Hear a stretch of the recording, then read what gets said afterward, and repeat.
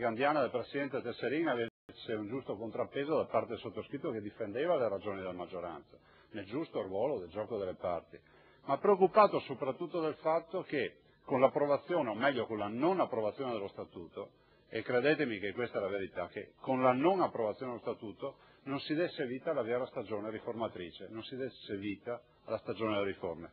Io direi che oggi non è tanto da comunicare ai Veneti che abbiamo approvato la nuova Carta e quindi la nuova Costituzione del Veneto, che ricordo ai più disattenti che il vero valore sta nel titolo che ha questa Carta, Statuto del Veneto, non della Regione del Veneto. Siamo gli unici d'Italia a scrivere Statuto del Veneto, che significa che il Veneto esiste da molto prima dell'istituzione regionale, il che significa che da destra a sinistra chi ha partecipato alla stesura di questa Carta Costituzionale del Veneto ha ben avuto chiare le idee in mente rispetto al federalismo, al senso di autonomia, all'autogoverno del popolo veneto, a tutti quei valori che poi noi per le nostre parti politiche portiamo in questo consesso. Penso che i cittadini ci chiedono di fare bene e di fare rapidamente. Ne viene fuori oggi un insegnamento che è quello di dire che da soli si fa prima, consigliere Pettenò, però assieme facciamo molta più strada. Quella più strada che abbiamo dimostrato di aver saputo fare oggi con l'approvazione dello Statuto, ma è anche la risposta che diamo a quelle 7 province che abbiamo in Veneto, i 581 comuni, a 63 anni dall'approvazione della Costituzione. Einaudi diceva che il risorgimento sarà concluso quando tutti avranno la loro dose di autonomia. Io sono convinto con il Presidente Tesserin che oggi per il Veneto si conclude gran parte del risorgimento, perché abbiamo avuto il coraggio di scrivere un documento che è paritetico, che si pone rispetto allo Stato centrale in maniera energica e muscolare. Non sono convinto che è di bassa gittata ed è poco coraggioso. Sono anche convinto che molto probabilmente verrà preso come esempio da molti, e della volontà fin da oggi di dire che quando ci parleranno dell'articolo 14 della manovra ci dichiareremo disponibili finalmente a dire noi la riteniamo incostituzionale questa norma e siamo disposti a ricorrere, perché abbiamo dimostrato come veneti di aver avuto più coraggio, più sensibilità rispetto alle istanze dei cittadini e di aver avuto il coraggio di scrivere questi consiglieri. Adesso sarà una questione di poco conto, qualcuno dice ma alla fin fine lo Statuto, la Costituzione della Regione del Veneto non può essere liquidata rispetto a un numero di consiglieri. Io penso che comunque anche questo sia un gran segnale. Non solo 10 consiglieri, lasciatemelo sottolineare, ma anche 7 assessori potenziali in meno esterni da nominare, perché questo viene fuori dai calcoli dello Statuto. 17 posizioni che comunque non verranno più ricoperte. Volenti o nolenti, 17 posizioni che non verranno ricoperte.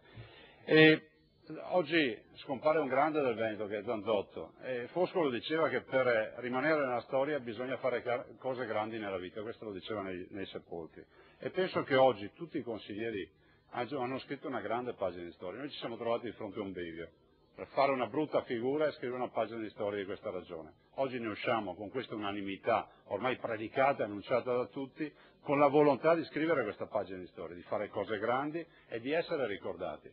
Io spero che a questo segua però un uguale impulso verso la stagione delle riforme. Abbiamo un regolamento da approvare. Il regolamento è la vera partita sulla quale ci giudichiamo.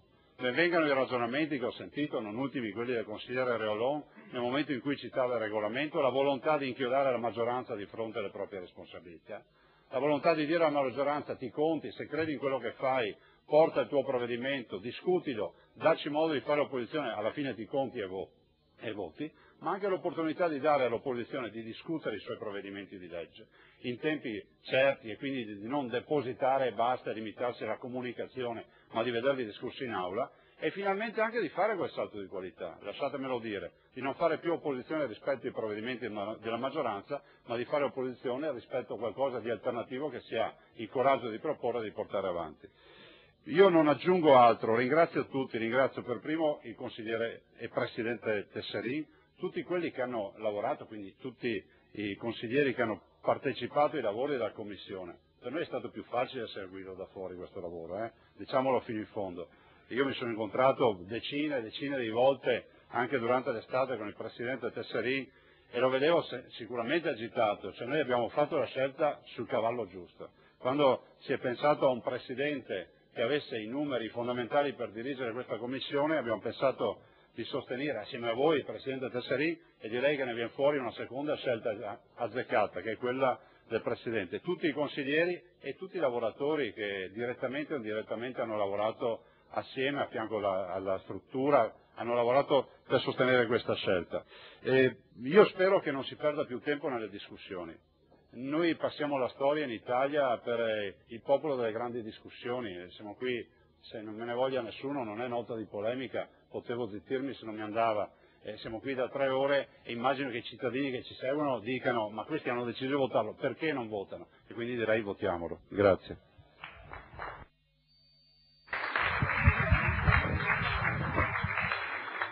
Prima Presidente permette alcune considerazioni anche da parte mia, ecco, comunque sarò breve.